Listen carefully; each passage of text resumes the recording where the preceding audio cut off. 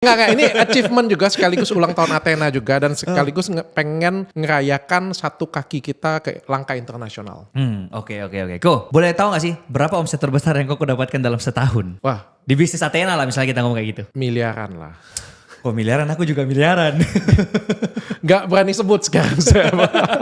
Sekarang agak cukup sensitif dan berbahaya. Tapi yang penting miliaran dan cukup untuk aku, untuk keluarga aku, dan paling penting itu cukup untuk karyawan-karyawanku. Oke. Nah, tapi kalau kita mau flashback nih, ini mungkin yang ditunggu-tunggu juga, pertanyaan ini ditunggu-tunggu oleh penonton nih.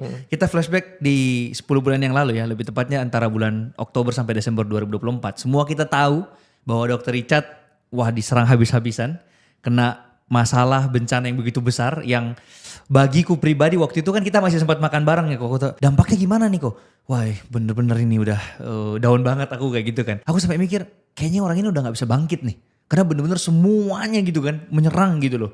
Dan bagaimana akhirnya sekarang tiba-tiba dalam 10 bulan ke depan ini tiba-tiba semuanya berbalik. Tiba-tiba Athena makin gede, semuanya berbalik dan makin jos. Bisa diceritakan gak kok? Ini mungkin agak panjang ini ya ceritanya nih. Resep rahasia menurutku sih nggak ada ya.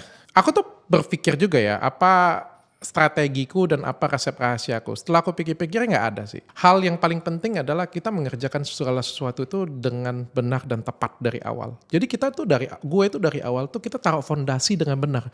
Jadi kalau pengen bikin usaha, aku selalu pengen bikin usaha itu dari dalam hatiku, setulus hatiku buat yang sebagus-bagus mungkin. Makanya setiap kali ada orang yang tanya dengan gue, Dr. Richard, kasih tips dong untuk anak muda. Aku selalu ngomong, jangan incer duit, jangan cari duit, tapi buatlah karya, aku bilang.